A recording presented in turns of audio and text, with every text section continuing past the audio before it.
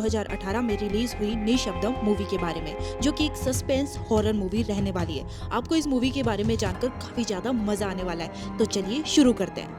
Movie की शुरुआत एक घर से होती है, जहाँ पर एक लड़का और एक लड़की डांस कर रहे होते हैं। वे एक दूसरे को किस करते हैं, जिससे पता चलता है कि ये दोनों कपल हैं। ये दोनों एक दूसरे में इतने ज्यादा खोए हुए हैं कि इन्हें पता ही नहीं कि इनके साथ आगे क्या होने वाला है। तभी लड़की की ड्रेस पर वाइन गिर जाती है और वो चेंज करने के लिए वॉशरूम में जाती है। लड़का हॉल में अकेला होता है। तभी वो देखता है एक कमरे में से किसी अजीब तरीके की रोशनी आ रही है। वो चेक करने के लिए उस कमरे में जाता है। वहाँ का माहौल उसे बहुत ही अजीब लगता है। तभी वो एक पेंटिंग को देखकर डर जाता है और गुस्से में उस पेंटिंग को नीचे गिरा देता है। लेकिन जैसे ही वो कमरे से बाहर निकलने की कोशिश करता है, उतने में उसके साथ में कुछ अजीब होता है। लड़की उसे ढूंढते हुए उस कमरे में चली जाती है, लेकिन वहाँ जाते ही वो बहुत ज्यादा डर जाती है, क्योंकि उसका बॉयफ्रेंड एक अनकॉन्शियस सिचुएशन के अंदर मरा हुआ मिलता है। वो उसे देखते ही बहुत ज्यादा दुखी हो जाती है और उसे गले लगाकर रोने लगती है। लेकिन जैसे ही वो पीछे मुड़ती है, उस पर भी कोई हमला कर देता है और उसे मार देता है। पुलिस इस केस की इन्वेस्टिगेशन करती है, लेकिन उन्हें कुछ भी सबूत नहीं मिलते। ये घर एक हॉन्टेड हाउस के नाम से प्रसिद्ध हो जाता है। उस घर को कोई नहीं खरीदता है, क्योंकि सभी को यही लगता है कि इस घर के अंदर किसी बुरी शक्ति का वास है। लेकिन 2019 में एंथनी नाम का एक आदमी इसे खरीद लेता है। तभी सीन शिफ्ट होता है एक महालक्ष्मी नाम की पुलिस इंस्पेक्टर, जो कि एक बहुत ही बहादुर पुलिस इंस्पेक्टर है। फिर हम देखते हैं साक्षी और एंथनी को।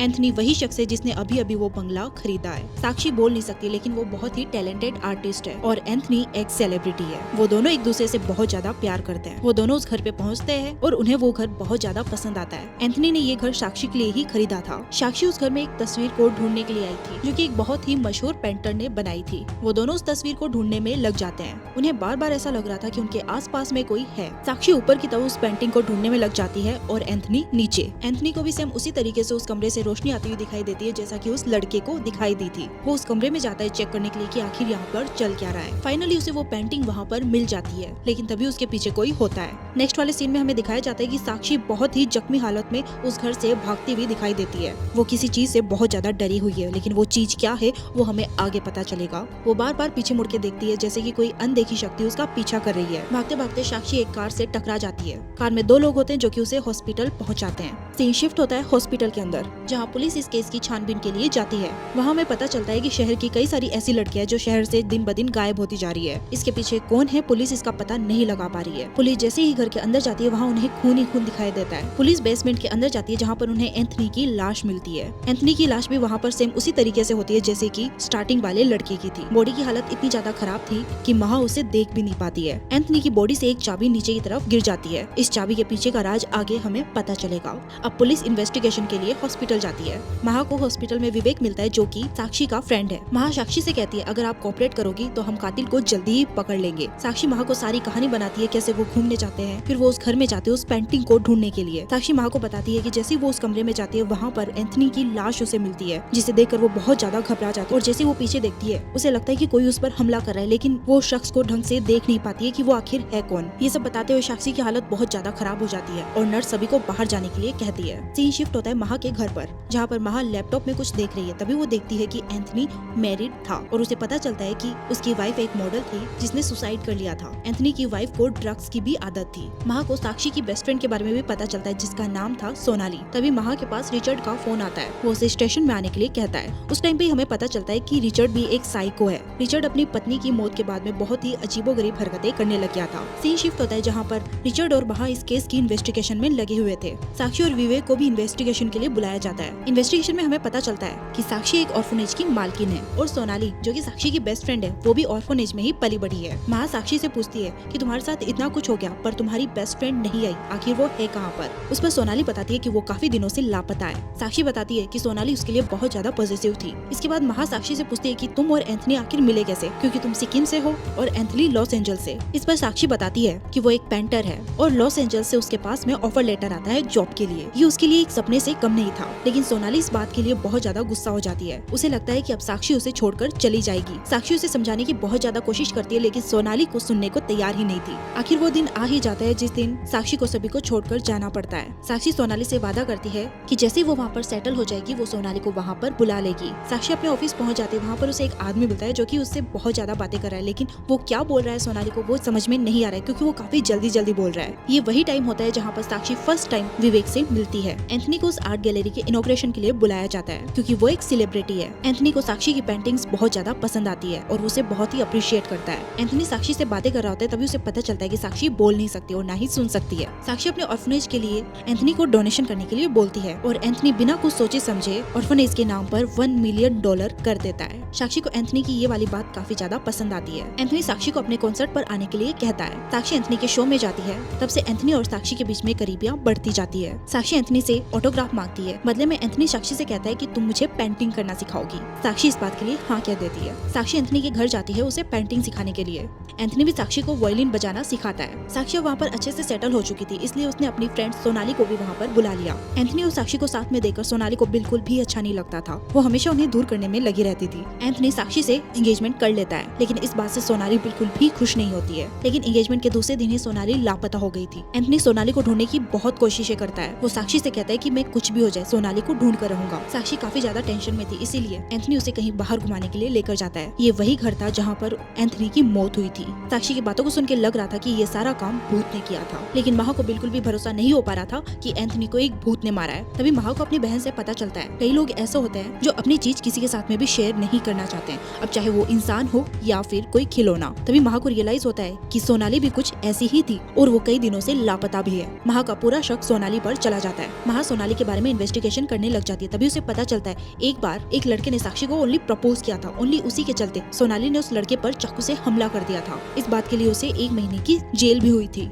महा सोनाली के कमरे में इन्वेस्टिगेशन के लिए जाती है। तभी उसे एक ऐसी पेंटिंग मिलती है जो हूबहू एंथनी की पेंटिंग की तरह लग रही थी। महा को लगता है कि सोनाली ने अगर एंथनी को मारा है तो वो साक्षी पर भी हमला कर सकती है और ये सब सोनाली अकेली नहीं करी है, इसके पीछे किसी ना किसी का तो हाथ है, क्योंकि एक अकेली लड़की किसी का मर्डर नहीं कर सकती, वो भी इतनी बेरहमी से। महा साक्षी के घर जाती है। वहाँ उसे ऑलरेडी एक आदमी मिलता है जो कि साक्षी पर हमला करने के लिए आया था। महा उसका पीछा करती है लेकिन उसे पकड़ नहीं पाती है। महा साक्षी से वापस से पूछताछ करती है लेकिन उसे कुछ भी पता नहीं चल पाता है। महा और रिचर्ड दोनों फिर से उस बंगलो पर जाते हैं इन्वेस्टिगेशन के लिए। महा और विवेक भी उनके साथ में होते हैं। एक ऑफिसर को वहाँ पर वो चाबी मिलती है जो कि एंथनी की जेब से गिरी थी। वो रिचर्ड को ये क्लू दिखाने के लिए उसके पास जाता है, लेकिन उस ऑफिसर को बिल्कुल भी नहीं पता था कि रिचर्ड उस पर हमला करके उसे जान से मार देगा। रिचर्ड उसकी लाश के पास में जाकर ड्रामा करने लगता है कि ये मर्डर उसने नहीं किया है, लेकिन महा को उस ऑफिसर के हाथ में एक बटन मिलता है और उसे पता चल जाता है कि ये बटन रिचर्ड के ब्लेजर का ही है। ये केस सुलझने की जगह और ज्यादा उलझता जा रहा था कि आखिर रिचर्ड का इस केस के अंदर क्या हाथ है।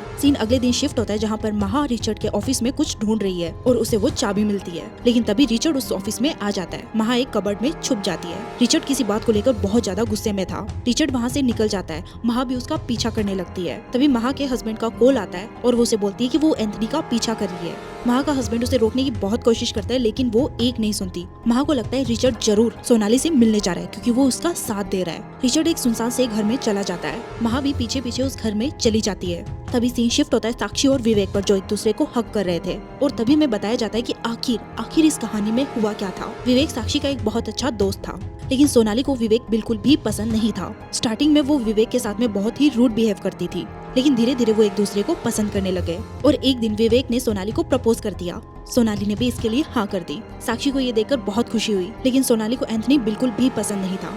सोनाली हमेशा साक्षी को यही कहती रहती थी कि एंथनी तुम्हें चीट करेगा, लेकिन साक्षी उसकी बात नहीं मानती थी। सोनाली एंथनी का टेस्ट लेने के लिए उसे मैसेज करती है। स्टार्टिंग में एंथनी उसकी बातों में नहीं आता है, लेकिन बाद में वो सोनाली से मिलने के लिए तैयार हो जाता है। लेकिन अभी भी साक्षी को उस पर पूरा भरोसा था। सोनाली एंथनी से मिलने के लिए जाती है। वो उसे गाड़ी में बैठाकर किसी सुनसान सी जगह पर ले जाता है। साक्षी भी अपनी गाड़ी से उन दोनों का पीछा करती है। सोनाली और एंथनी एक घर में चले जाते हैं। वो दोनों वाइन पीते हैं। तभी सोनाली उसे हक करने की कोशिश करती है।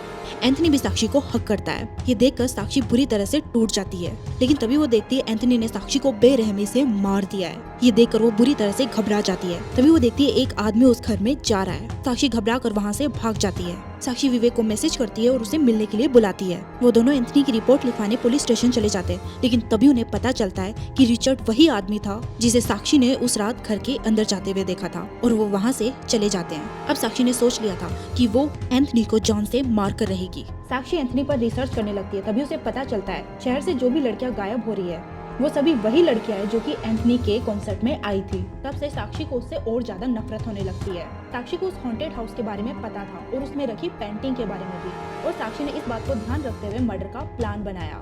साक्षी विवेक को पेंटिंग लेने के बहाने उस हाउस में ले जाती है। विवेक भी उन दोनों के पीछे उस घर में चला जाता है और जैसे ही एंथनी उस कमरे में जाता है, विवेक उस पर हमला कर देता है। वहाँ पर एंथनी को लगता है कि ये साक्षी को भी मारेगा, इसलिए वो साक्षी को वहाँ से भाग जाने के लिए कहता है। लेकिन तब उसे समझ में आता है कि ये दोनों मिले हुए हैं। साक्षी उससे पूछती है कि तुमने सोनाली को क्यों मारा। वहाँ पर एंथनी बताता है कि सोनाली एक गिरी हुई लड़की थी, वो पैसों के लिए मेरे साथ सोने के लिए भी तैयार थी। तब साक्षी उसे बोलती है कि हम सिर्फ तुम्हारा टेस्ट ले रहे थे, वो ऐसी लड़की नहीं थी। तब हमें एंथनी के पीछे की स्टोरी पता चलती है कि एंथनी आखिर ऐसा क्यों बना, क्यों वो एक साइको किलर बन गया। सीन शिफ्ट होता है एंथनी पर। एंथनी की वाइफ किसी और के साथ में फिजिकल हो रही थी। इस बात का एंथनी को पता चल गया और वो रोड लेकर उसके कमरे की तरफ जाने लगा। और जैसे ही वो कमरे के अंदर जाता है, उसकी वाइफ पूरी तरह से घबरा जाती है। वो उससे अपनी जान की भीख मांगने लगती है, लेकिन उस टाइम पर एंथनी को कुछ भी नहीं समझ में आ रहा था। उसे सिर्फ यही दिख रहा था कि उसकी वाइफ ने उसे धोखा दिया है और अब इसे जान से मारना है। एंथनी उसके बॉयफ्रेंड को मार देता है, लेकिन तभी रिचर्ड वहाँ पर आ जाता है। एंथनी की वाइफ को लगता है कि वो उसे बचा लेगा, लेकिन वो ऐसा कुछ नहीं करता और वहाँ से चला जाता है। एंथनी अपनी वाइफ को भी जान से मार देता है। तब हमें पता चलता है कि रिचर्ड की वाइफ ने भी उसे चीट किया था। तब एंथनी रिचर्ड की वाइफ को और उसके लवर को भी मार देता है। तब से ये दोनों साइको किलर एक साथ हो गए थे। तब से जो भी लड़की अपने हस्बैंड को चीट करने की कोशिश करती, एंथनी और रिचर्ड उसे मार देते थे और इससे उन्हें बहुत खुशी मिलती थी। सीन फिर से साक्षी के ऊपर शिफ्ट होता है। साक्षी को एंथनी पर बहुत ज्यादा गुस्सा आता है और वो उसे जान से मार देती है और उसे सेम उसी तरीके से लटका देती है जैसे कि उस लड़के की लाश लटकी हुई थी। अब सीन फिर से प्रेजेंट पर शिफ्ट होता है। साक्षी और विवेक जा ही रहे होते हैं कि तभी उन्हें गाड़ी में रिचर्ड मिल जाता है, जो कि उन पर गन पॉइंट कर देता है। रिचर्ड विवेक पर गोली चला देता है। रिचर्ड साक्षी को भी मारने की कोशिश करता है, लेकिन तभी वहाँ पर महा आ जाती है और वो उसे बचाने की कोशिश करती है। महा ने साक्षी और विवेक को वहाँ से जाने दिया और ये केस यहाँ पर सॉल्व हो जाता है। लेकिन इस कहानी में हमें ये नहीं बताया जाता है कि स्टार्टिंग में हमें जो कपल दिखाया जाता है, उन्हें किसने मारा था।